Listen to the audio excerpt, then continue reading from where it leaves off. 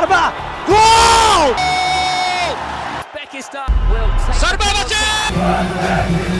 Assalomu alaykum aziz futbol muxlislari.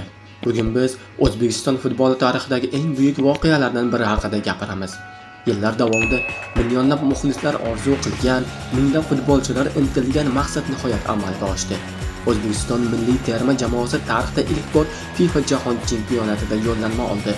Bir paytlar biz jahon chempionatini faqat televizor orqali tomosha qilardik. Endi esa dunyoning eng kuchli terma jamoalari qatorida O'zbekiston bayrog'i ham hilpiraydi. Bu oddiy natija emas.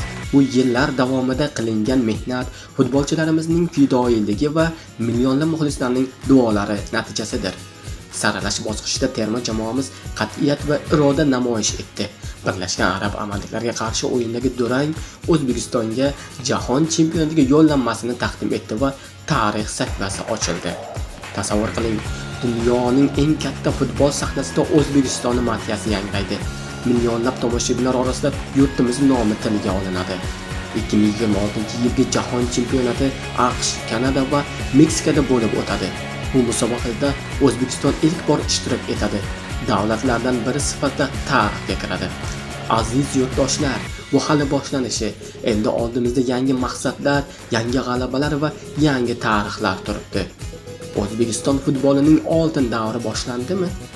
Bu savolning javobi yaqin yillarda bilamiz, ammo bir narsa aniq. Biz tarix yozdik. O'zbekiston terma jamoasi jahon chempionatida. Olg'a O'zbekiston! Zarba! Gol! Zarba!